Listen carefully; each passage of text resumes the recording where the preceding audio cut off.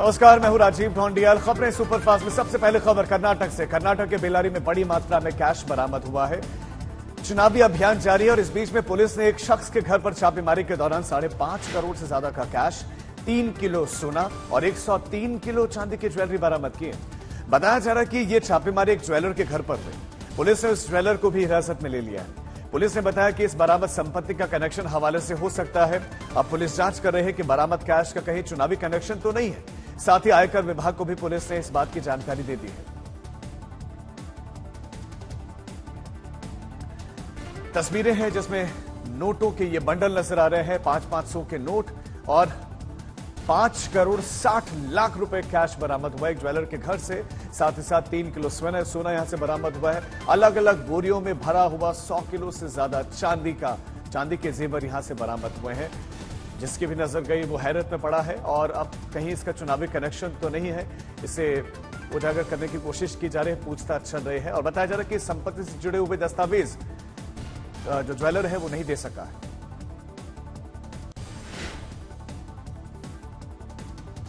पश्चिम बंगाल में एनआईए की टीम पर हुए हमले को लेकर प्रधानमंत्री मोदी ने ममता सरकार पर गंभीर आरोप लगाए और साथ ही वार किया है। जलपाईगुड़ी में एक रैली को संबोधित करते हुए उन्होंने कहा कि बंगाल में टीएमसी कानून को कुचलने वाली पार्टी है और यहां पर उनके सिंडिकेट का राज है। पीएम ने आरोप लगाया कि टीएमसी अपने भ्रष्ट नेताओं को बचाना चाहती है। तोलाबाजों को, भ्रष्टाचारी नेताओं को आतंक का खुला लाइसेंस मिले, इसलिए जब केंद्र की जांच एजेंसियां आती है तो टीएमसी उन पर हमले करती है, औरों से करवाती है। टीएमसी कानून और संविधान को कुचलने वाली पार्टी है। जहां हर तरफ टीएमसी के सिंडिकेट का राज है, लोग अत्याचार सहने को मजबूर है। आप मुझे बताइए, क्या संदेश खाली के अपराधियों को कड़ी से कड़ी सजा होनी चाहिए? कड़ी से कड़ी सजा होनी चाहिए। उनकी जिंदगी जेलों में जानी चाहिए।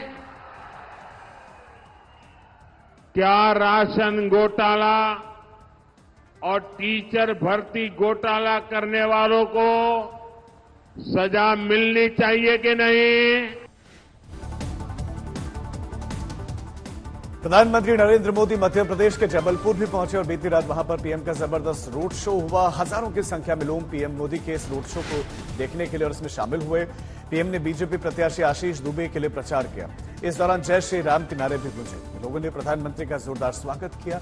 पीएम के साथ मुख्यमंत्री मोहन यादव भी मौजूद थे और पीएम के इस रोड शो से बीजेपी को महाकौशल की 4 लोकसभा सीटों पर इस रोड शो का असर पड़ने की उम्मीद है। इन 4 सीटों में बीजेपी का फोकस मंडला, बालाघाट और छिंदवाड़ा पर है।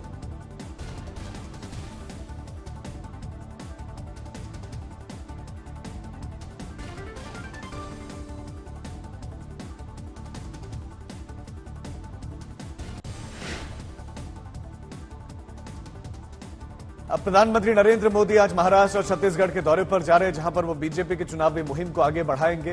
प्रधानमंत्री सबसे पहले आज छत्तीसगढ़ के बस्तर के भानपुर इलाके में जाएंगे, जहां दोपहर 1:30 बजे उनकी रैली होगी। वहां पहले चरण में 19 अप्रैल को ही मतदान है। आज प्रधानमंत्री मोदी की दूसरी जनसभा महाराष्ट्र के चंद्रपुर में है। शाम 5 बजे पीएम वहां पर एक रैली को संबोधित करेंगे। आपको ये बता दें कि चंद्रपुर से बीजेपी ने महाराष्ट्र के मंत्री सुधीर मुनगंटीवार को अपना कैंडिडेट बनाया।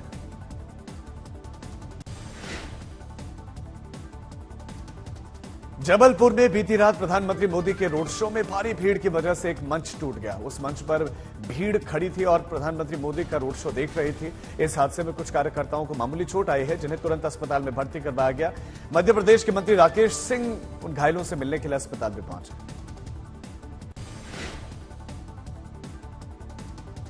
आरजेडी नेता तेजस्वी यादव ने मुख्यमंत्री नीतीश कुमार पर निशाना साधा। मामला नवादा की रैली में प्रधानमंत्री के अभिवादन से जुड़ा हुआ है। तेजस्वी ने इस पर सवाल उठाया, वहीं जेडीयू ने भी इस पर पलटवार किया। पार्टी ने कहा कि आरजेडी किसी को सम्मान देना नहीं जानती है। ने आदरणीय नीतीश जी का चित्र देखा, आज मोदी जी का पैर छुआ उन्होंने, हम बहुत शर्मिंदा हुए हैं। इतने बुजुर्ग व्यक्ति होकर के, और हमको बहुत बुरा लगा क्या हालात हो गए।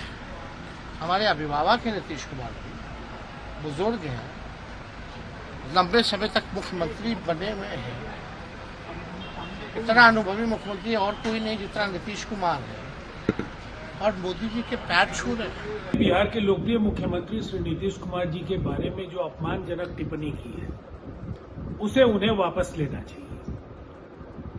चूंकि उनकी पार्टी जंगल राज की पार्टी रही है, अराजक तत्वों की भरमार है उस पार्टी में, इसलिए लोगों को सम्मान देना न वो जानते हैं और न लोगों से वो उन्हें सम्मान कभी मिलता है।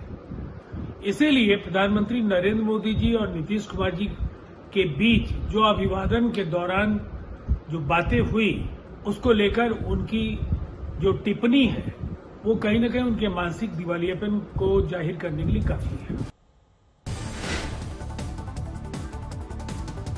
पश्चिम बंगाल के ठाकुर नगर में मतुआ समुदाय के नेता बीना पानी को लेकर सियासत गर्मा गई है और केंद्रीय मंत्री शांतनु ठाकुर ने बीती रात बीना पानी देवी से जुड़े हुए बंद कमरे का ताला तोड़कर अपनी दावेदारी जताई।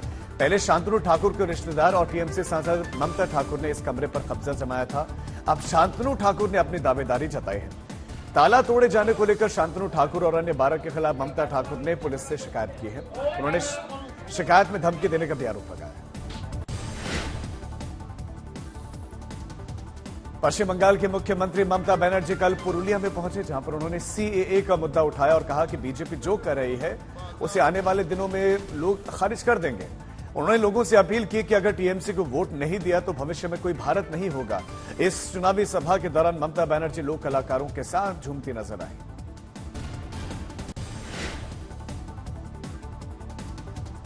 कांग्रेस के घोषणा पत्र को लेकर सियासत जारी है। उत्तराखंड के मुख्यमंत्री पुष्कर सिंह धामी ने कहा कि कांग्रेस का घोषणा पत्र मुस्लिम लीग का घोषणा पत्र है। इसे लेकर राजस्थान के पूर्व सीएम अशोक गहलोत ने उन पर पलटवार किया और कहा कि बीजेपी को सिर्फ हिंदू मुस्लिम ही नजर आता है, उन्हें कुछ भी नहीं मिला तो मुस्लिम लीग का जुमला ही बोल दिया। वो कहते हैं मुस्लिम पर्सनल लॉ, जो मुस्लिम पर्सनल लॉ है उसको हम लागू करेंगे, यानी कि कांग्रेस का वो घोषणा पत्र नहीं लगता है। एक तरफ हम समान नागरिक संहिता की बात कर रहे हैं, धारा 370 समाप्त कर रहे हैं, देश से तुष्टीकरण समाप्त करने की बात कर रहे हैं, और कांग्रेस पार्टी कहां जा रही है?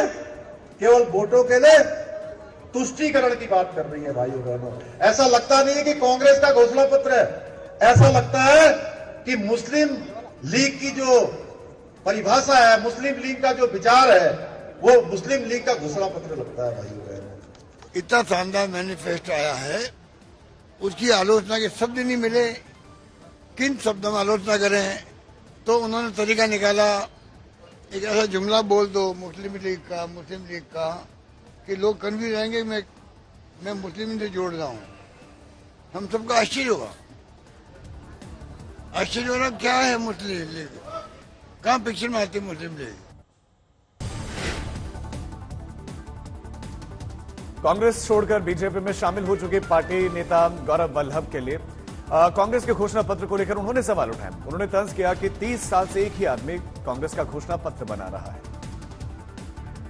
कांग्रेस पार्टी का मैनिफेस्टो पिछले 30 साल से एक ही आदमी बना रहा है। अगर उस आदमी के आइडिया में दम होता तो कांग्रेस पार्टी 42 और 52 पे थोड़ी आती।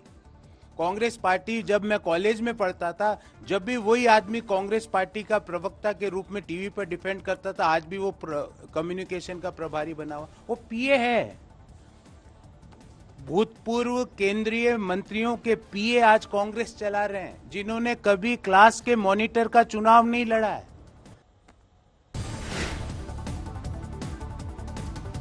अब अगली खबर हिमाचल प्रदेश से। ऊना में कल केंद्रीय मंत्री अनुराग ठाकुर ने चुनाव प्रचार किया और इस दौरान उन्होंने आईपीएल और क्रिकेट के दिलचस्प अंदाज में बीजेपी की बड़ी जीत का दावा किया। मोदी जी ने भारत की मजबूत नींव रखी है ताकि विकसित भारत बना सके।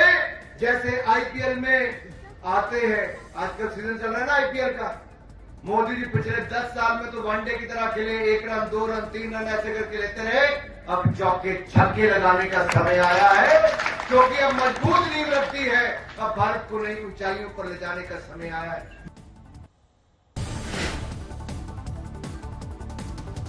समाजवादी पार्टी प्रमुख अखिलेश यादव कल गाजीपुर पहुंचे और मुख्तार अंसारी के परिवार वालों से मुलाकात की और इसे लेकर यूपी में सियासत गर्मा गई।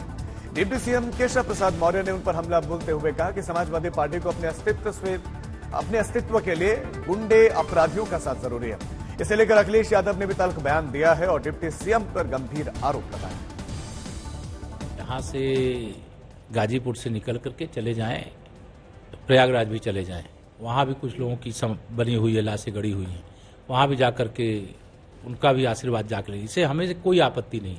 हमें कहना यह है कि भारतीय जनता पार्टी की अपराधियों से, माफियाओं से, अपहरणकर्ताओं से, दंगाइयों से कोई रिश्तेदारी नहीं है। सपा बिना गुंडे अपराधी माफिया के समाप्त हो जाती है, इसलिए वो अपने को समाप्त होने के से बचाने के लिए इस प्रकार के रास्ते तलाश रहे, जिसके कारण से वह और गर्त में डूब जाएंगे। हम तो 2027 सोचते थे समाप्त होगी पार्टी सपा, लेकिन हमें लग रहा है 2024 में ही सपा सफा हो जाएगी।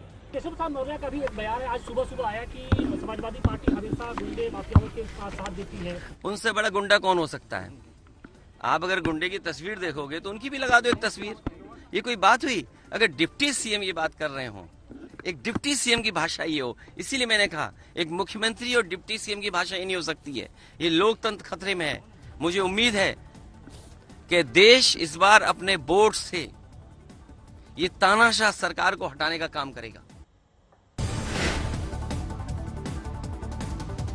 आज फिर से दिल्ली विधानसभा का सत्र शुरू हो रहा है। ये सत्र खास है क्योंकि तिहाड़ जेल से संजय सिंह की रिहाई के बाद सदन में पहली बार कार्यवाही चलेगी। माना जा रहा है कि आज सदन की कार्यवाही हंगामेदार हो सकती है, क्योंकि आम आदमी पार्टी के विधायक अरविंद केजरीवाल की गिरफ्तारी को लेकर हंगामा कर सकते हैं। वहीं बीजेपी भी आम आदमी पार्टी पर काउंटर अटैक कर सकती है। दूसरी ओर आज से आम आदमी पार्टी अपने चुनावी कैंपेन की शुरुआत भी करने जा रही है।